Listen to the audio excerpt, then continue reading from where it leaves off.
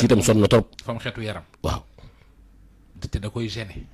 bu baax. maanaam mënul dugg ci mbooloo. mënutul dugg ci bus mënutul dugg ci jumaa mënutul liggéey mënutul dem fenn. parce que nit ñi dañ ko koy xoole. dañuy taf seen bakkan di ko daw. extraordinaire. ñu déglu. dama amoon problème dikkee na moom la nga xamante ne man mënatumaa dem ci biir nit ñi dañ may daw yenn saa su ma jubalee ay nit sax yenn saa dañ may ci même ñi ma doon toogal fii ñu bëree billaay instant bi ñu bëri dañ maa bàyyi léegi mënatumaa dem fenn ma xëy nii damay sangu day mel kii bi daal sama yaram dafa kii sama yaram sax sama yaram day génne odeur quoi day xeeñ damay sangu ñaari yoon wala ñetti yoon wala ñeenti yoon dama koy sangu ci journée bi parfum damay jënd parfum bu instant bi moom xaalis moom yoretuma ko lu ma jënd léegi kii nu mu tuddati dama mujjee jël parfum chambre yi laa mujjee kii quoi di ko fii sot sama yére waaw ndax odeur bi may génne quoi instant bi nii pour dem julli juma wala ci jàkka yi nii parce que mënatumaa dugg ci biir am ñaa xam su ma leen jubale dañ may woon gannaaw sonn naa lool ku ma jàppale rek te yàlla tax incha allah temps bi pour ma mën a delluwaat ci yi ma doon def xama liggéey sax instant bi mënatuma ko kii parce que mënatoo dem ci biir nit ñi di kii ñu lay daw quoi la bu guddee du ma mën a nelaw damay tëdd nii rek mais pour ma nelaw sax damay xalaat lu nekk waaw parce que yenn saa yi da ngay dugg ci biir nit ñi ñu lay daw ñu lay ci nga xam ne buñ la séenee sax dañuy tax seen bakkan daw wala ñuy tuuf li ci am ña xam ne dañ séenee sax ñu séenee nii wallahi dañ may reetaan sax ay reetaan lañ may kii quoi wallahi affaire bi man nag jëm naa ne lii moom nit defuma ko lii moom yàlla moo ma ko def te yàlla na ko dindi incha allah waaw ma ci jàppale rek jaamu yàlla incha allah moom mën na dem julli ji jaamu yàlla ci biir nit ñi da ngay dugg oto sax da nga koy dugg billaay da ngay dugg comme bii si nii da ngay dugg oto nii am ñaa xam ne boo dendee ñoom dañuy taf seen bakkan yi am ñaa xam ne boo dendee ñoom dañuy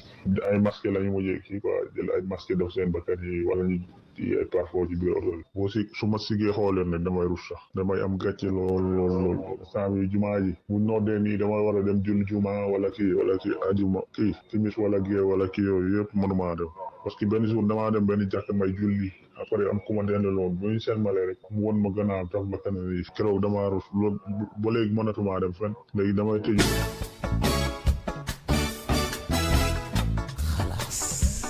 mais nag Mohamed yii cas yi am na nag mais pour mu am yoo xam c'est psychologique waaw parce que daam bi ma wax ne la moo ñëwoon fii keroog nee na moom loolu lii moom moo ko dal mais taxaw na ak man wax man fii presque 10 à 15 minutes te man sentiruma dara waaw kon ci moom la kon moom neen dañ koy daw comme kii ni mu koy waxee mais man wax nañ fii man ak moom ci suuf ba dem te dara je sais pas nag kon yow est-ce que gribo yow non gërëm ma de baa nga gën koo xeeñ ñaar yooyu doon nga mën a parce que yow nit am jàngooram ñëw ne la lii moo ma dal yow nga taxaw bëgg a weddi non weddi moo xam dama ne c'est psychologique waaw mën na nekk am na yoo xam sa xel moo ciy nekk ba nga yaakaar loolu mooy réalité bi mën na nekk mais au-delà de ça c'est-à-dire faaw ñun ñuy bàyyi Sénégal ngay gis ku la gis ne da ngaa jeex waaw yokku na la jeex waaw gis na ne yaa ngi ci dara de gis na ni nga salax yi teg na la problème il faut que ñuy bàyyi lu ñu gis ci nit ki wax ko yaa dafa am ñu ñàkk kersa dafa am ñoo xam dañoo ñàkk kersa lu ñuy gis rek dañ la koy wax tubaab moo mën a nekk ak yow am ci yow loo xam ne ku ko xool xam ko te du la ko tuddal